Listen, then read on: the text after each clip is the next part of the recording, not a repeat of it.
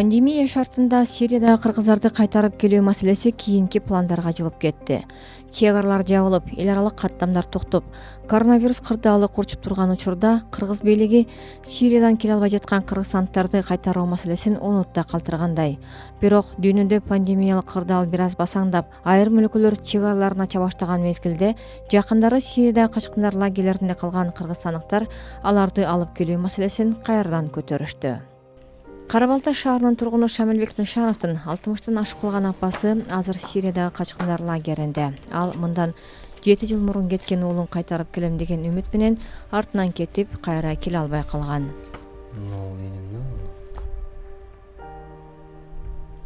Ушул инем кички кезинен эле жакшы окуучу, ушу мындай мактоо барактарын алып 4-класстан баштап эле 6-класста алгандар бар экен. Спортсмен болчу. Спорт жагынан дагы жакшы болчу.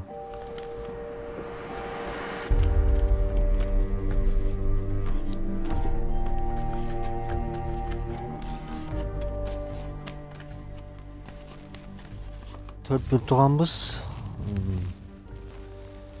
Төрт бир тууганын эң кичүүсү ушул жерде чоңойгон иним Сейиткул Эдилбек деген.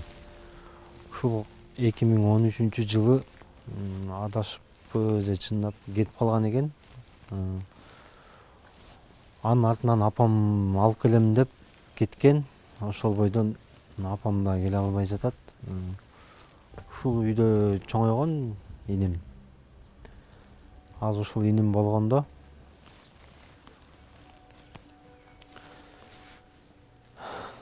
негизи апам менен чогуу болгондо ушул үйдө болушмак да.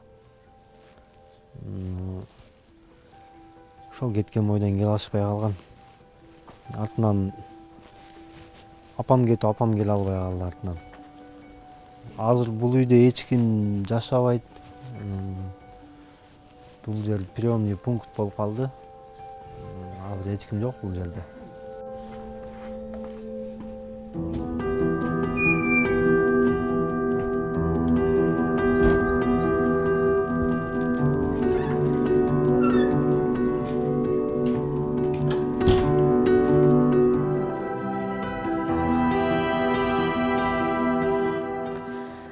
Август күнү Бишкекте жакындары Сириядагы качкындар лагеринде калган 10 чакты жаран президент Сооронбай Жээнбековго кайрылып, аларды мекенине кайтарууга жардам сурады. Бир нече жылдан бери бийликке кайрылып жаткан кыргызстандыктар Сириядагы согуш иштерине катышкан эркектерди эмес, террордук топтун азгырыгына алданган аялдарды жана алардын балдарын алып келүүнү өтүнүшүүдө. Кара Балта шаарынын дагы бир тургуну Рамаз Сариевдин 2 кызы 2014-жылы Сирияга кетип калган. Кыскача айтканда 6 жыл болду. 4 жылы берки колунда турган сирийсктердин, боевиктердин колунда турган. 2 жылдан бери лагерде, беженцев лагерь Сирия менен Турциянын границасында турушат. 2 жыл болду. Чөлдө, палаткада 60 градус күн ысык. Мынакей күз келет, күн суук башталат. Кыш келет, андан суук, жаз келет, эрийт, суунун ичинде болушат. Суунун ичинде жашагандай болуп калышат да. Жай келет, ысык. Ошо биздин суранычыбыз эмне дейбиз? Баягы эле суранып келе атабыз. Мага окшогон көп ата-эне Кыргызстан боюнча жета бир 100той ашык. Жерде энелер менен, жанагы биздин кыздар менен энелер деп коеюн, 2-3төн балдары. Өкмөттөн, урматтуу Сооронбай Жээнбеков президенттиктен суранып атабыз, ишенип атабыз. Бул жерде ата-энелер көп үмүттөнүп отурабыз. Кыргызстандык качкындардын көпчүлүгү Сириянын түндүк чыгышындагы Эль-Хасаки аймагында жайгашкан Аль-Хол лагеринде жашашат.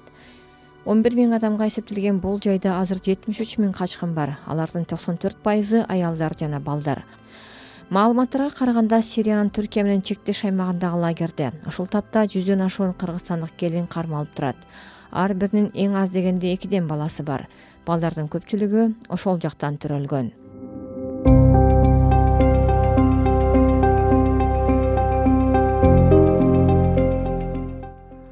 2019-жылы Кыргыз өкмөтү Ирактагы кыргызстандардын балдарын алып келүүгө аракет баштап, бул боюнча атайын жумушчу топ түзүлгөн. Тышкы иштер министрлиги Багдадтан 70 кыргызстандык бала алып келинерин кабарлап, бирок жакынкы чыгыштагы кырдаалдан кийинчерээк пандемиядан улам ал ишке ашпай калган. Бул маселе аябай олуттуу маселе. Жумушчу топ түзүлгөн. Өкмөттө вице-премьердин төрагалыгы астында ошол боюнча иш жүрүп аткан. Ал тиешелүү бир канча мамлекеттик органдар ал жакта кирген.